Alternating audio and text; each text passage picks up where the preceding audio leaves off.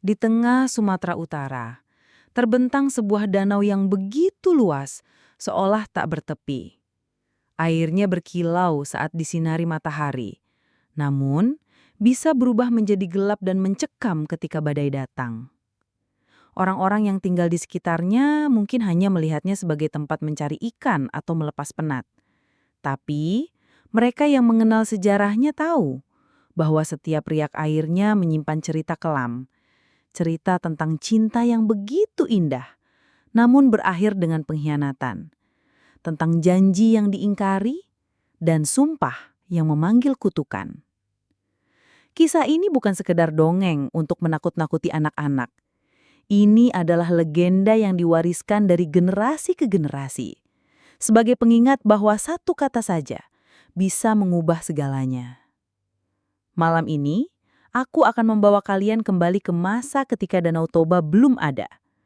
Ke masa di mana sebuah lembah subur menjadi saksi lahirnya cinta, sekaligus kemarahan yang menghancurkan segalanya. Zaman dahulu, di sebuah lembah subur yang dikelilingi bukit-bukit tinggi, hiduplah seorang pemuda bernama Toba.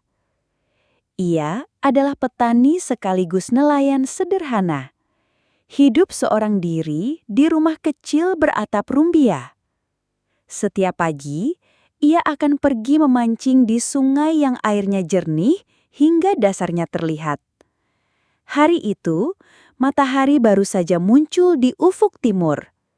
Sinar keemasannya menembus kabut, membuat air sungai berkilau. Tiba-tiba, tarikan kuat membuat bambu pancingnya melengkung. Dengan tenaga penuh, ia menarik, dan betapa terkejutnya ia saat melihat seekor ikan mas berwarna emas bersisik berkilau seperti permata. Namun keajaiban tak berhenti di situ. Saat ikan itu dilekakkan di tanah, tubuhnya mulai memancarkan cahaya terang, lalu perlahan berubah menjadi seorang gadis muda yang luar biasa cantik. Dengan suara lembut namun tegas, gadis itu berkata, "Aku bukan manusia biasa. Aku berasal dari dunia yang jauh berbeda. Aku bisa menjadi istrimu jika kau berjanji, tak peduli apa yang terjadi, kau tidak akan pernah mengungkap rahasiaku pada siapapun." Toba terpesona, dan tanpa ragu, ia menyanggupi. Saat itu juga, takdir mereka pun mulai terikat. Sejak hari itu, Toba dan Samosir hidup bersama. Mereka bekerja keras menanam padi, memelihara ternak, dan membangun kehidupan dari nol. Waktu pun berlalu, dan tawa memenuhi rumah itu ketika seorang anak laki-laki lahir. Mereka menamainya Samosir, seperti sang ibu. Samosir kecil tumbuh cerdas dan lincah, tapi seringkali ia lebih suka bermain daripada membantu pekerjaan. Hari itu, langit tampak mendung. Toba yang bekerja di sawah meminta anaknya mengantarkan makanan. "Jangan lama di jalan, ayah lapar," katanya. Namun di tengah perjalanan, Samosir malah berhenti bermain di pinggir sungai. Melempar batu, tertawa, lupa waktu. Di sawah, Toba menunggu. Perut lapar, tenaga habis. Saat anaknya tiba dengan wajah santai, amarahnya tak tertahankan. Di saat itulah, tanpa sadar, ia berada di tepi jurang takdir yang mengerikan. "Apa yang kau lakukan di jalan?" bentak Toba. Anak itu menunduk, diam. Kemarahan Toba memuncak dan kata-kata terlarang pun keluar. "Dasar anak ikan, kau sama saja dengan ibumu, pemalas." Waktu seakan berhenti. Angin mendadak terhenti, suara alam lenyap. Anak itu menatap ayahnya dengan mata berkaca-kaca, lalu berlari pulang. Di rumah, Samosir sang ibu mendengar tangisan anaknya. Ia tahu, janji itu telah dilanggar. "Toba, kau melanggar sumpahmu," bisiknya lirih, matanya basah. Ia memeluk anaknya erat, pelukan terakhir yang akan ia berikan.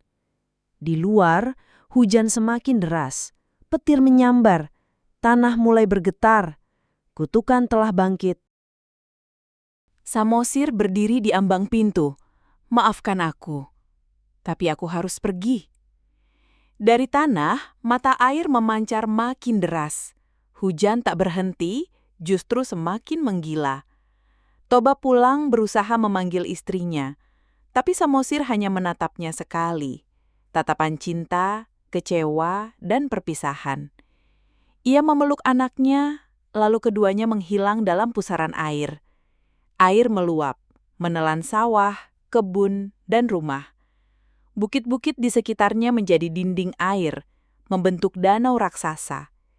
Di tengahnya muncul sebuah pulau, Pulau Samosir, saksi abadi cinta dan kutukan yang tak pernah pudar. Danau Toba bukan hanya keindahan alam, tapi juga buku terbuka masa lalu. Legenda ini mengingatkan kita bahwa janji adalah sesuatu yang sakral dan kata-kata adalah senjata. Jika suatu hari kau berdiri di tepi danau ini, pandanglah airnya. Bayangkan Toba, Samosir, dan anak mereka yang cintanya terjebak di antara dunia manusia dan dunia legenda. Jika kisah ini membuatmu terhanyut, subscribe, like, dan share. Mari kita jaga agar cerita-cerita rakyat kita tetap hidup, mengalir dari generasi ke generasi. Karena setiap legenda menunggu untuk diceritakan kembali.